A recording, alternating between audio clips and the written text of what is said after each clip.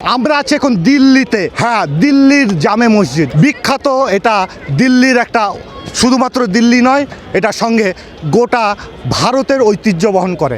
তো যে কোনো মানুষ, আমরা যেহেতু মুর্শিদাবাদ ট্যুরের পক্ষ থেকে বলছি, মুর্শিদাবাদের যে কোনো মানুষ যারা দিল্লি এসেছেন, আশা করি এই জামে মসজিদ অবশ্যই তারা দেখেছে। আমরা এই জামে মসজিদ নিয়ে অনেক কিছু জানবো, যে কতগুলো পর্যটক আমরা সব দেখাবো, আপনারা সঙ্গে থাকুন। দেশ বিদেশ থেকে যারা এসেছে তার মধ্যে আমরা দুজনকে পেয়ে গেছি। আসুন আমরা কথা বলে নিই। ভাই, আপনার বাড়ি? আমার বাড়ি হলো ঢাকা। আচ্ছা, আপনার নাম কি? এমডি ওমর হাসান। আচ্ছা, আপনি কিসের জন্য এখানে এসেছেন? আমি আসলে বেসিক্যালি এসেছি দিল্লিতে ব্যবসায়িক কাজে। আচ্ছা, তো এই জামে মসজিদ আপনার কী রকম লাগছে দিল্লিতে? আমি আসলে জামে মসজিদে এই প্রথমবার আসলাম। এখানে আমি মেইনলি ঘুরতে এসেছি। আচ্ছা। এখানে এসে আমার অনেক ভালো লাগছে, কারণ এখানে আপনি জানেন যারা আমরা মুসলিম আছি, মুসলমানদের একটা ভালো একটা জায়গা।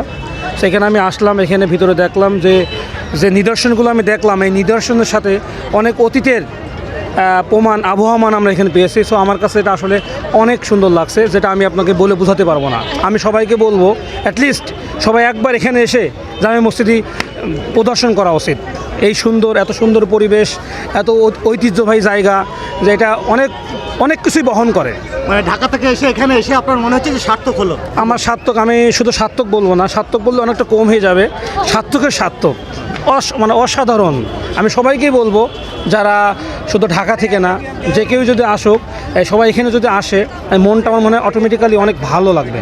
আমার কিন্তু এখন অনেক ভালো লাগছে। উনি খুব ভালো বললেন। আমাদের সঙ্গে আর একজন আছেন, তিনিও বাইরে থেকে এসেছেন, বিদেশ থেকে। আসুন আমরা জিজ্ঞেস করি, আপনার নাম? আমার নাম ঋতু চৌধুরী। আপনি কোথা থেকে আসছেন? আমি রোমানিয়া থেকে এসেছি। রোমানিয়া থেকে? হ্যাঁ, এখানে আমি ব্যবসায়িক কাজে আমি রোমানিয়া থেকে এসেছি। আচ্ছা। অ্যাম্বাসির কিছু প্রোগ্রাম ছিল, ইনশাল্লাহ হোপফুলি সেগুলো শেষ হয়েছে। তো একটু হাতে সময় ছিল দেখে একটু বাইরে ঘুরতে বেরোলাম। তো ফার্স্ট চয়েসে ছিল আমার জামে মসজিদটা, তা ইনশাল্লাহ সেটা ঘুরে দেখা সফল হলো। এবং যেহেতু আমরা মুসলিম, আমাদের মুসলমানদের সর্বোচ্চ ধর্ম উপাসনালয় হচ্ছে মসজিদ। আর এটা মুঘল সাম্রাজ্যের আগের থেকে এই মসজিদটা যারা এটা নির্মাণ করছে, সেই শিল্পকৌশলী এবং মসজিদের প্রস্ত কারুকার্য দেখে শুধু বইতে পড়েছি, কিন্তু এখন স্বচক্ষে দেখে নিজের দিল্লিতে আসাটা সার্থক হলো।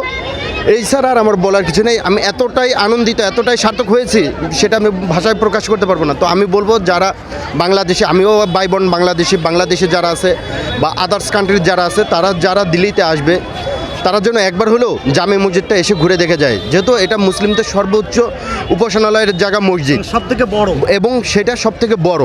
এর থেকে বড় মসজিদ হয়তো বা আমার চোখে আর পড়েনি দিল্লিতে বা ইন্ডিয়াতে।